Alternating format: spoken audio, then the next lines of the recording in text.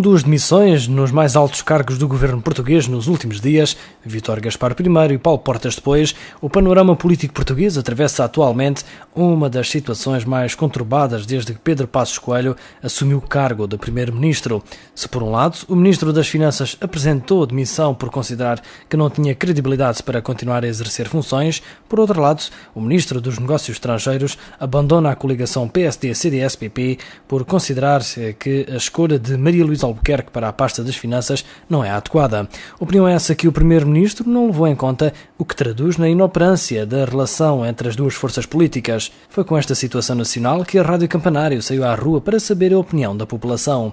Alguns dos calipulenses que ouvimos dizem-nos que, depois dos sacrifícios já feitos, os portugueses não mereciam a atuação atual dos governantes portugueses. As demissões podem ser um retrocesso, porque Portugal está sem rumo e o pior que isto, não há. Questionados sobre a possibilidade de eleições antecipadas, muitos consideraram que neste momento seria um mal menor. Eu penso que vejo como todos os portugueses veem, com preocupação. Portanto, é uma situação que depois daquilo que já passámos, dos sacrifícios que temos feito, penso que nós não merecemos um tipo destes de atuação. Estes acontecimentos, então, na sua opinião, são um retrocesso no caminho de Portugal? Podem ser, porque aquilo que se devia ter feito, que era negociar devidamente com a Troika e também negociar internamente com os parceiros sociais, com as forças vivas da nação e também a própria coligação, estabelecer compromissos entre eles, nada disso foi feito e parece-me um pouco um barco sem rumo. E eu acho que pior do que isso não há, falta de estabilidade, de paz, de serenidade, para nós podermos ir vivendo já agora sem estarmos a pensar que amanhã ainda vai ser pior.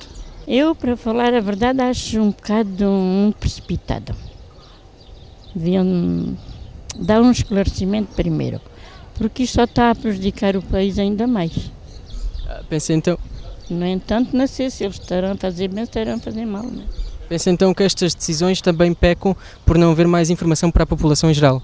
Pois, eles lá dentro os próprios não sabem eles uns dos outros, como é que a gente cá fora sabe? Vejo num contexto, por exemplo, do Paulo Portas, que realmente, segundo aquilo que os jornais dizem, é que o Primeiro-Ministro não dava conhecimento de nada ao Paulo Portas. E eu penso que na sua integridade agiu como devia ser. Foi a melhor a ação então por parte do líder do CDS?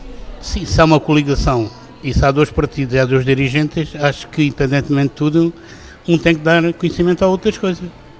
Se não dá conhecimento ao outro só porque é da oposição, portanto é um partido de coligação, mas só uma mera coligação, só figurativo, penso que o Paulo Portas fez bem, se realmente é o que diz o jornal.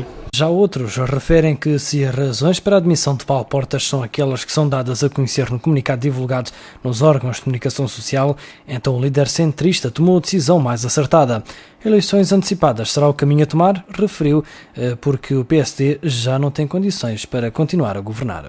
Quer dizer, a situação do país não é muito agradável, mas se calhar terá que ser por aí, porque senão como é que haverá um consenso no governo? Portanto, agora com a demissão dos ministros, do CDS e do Paulo Portas.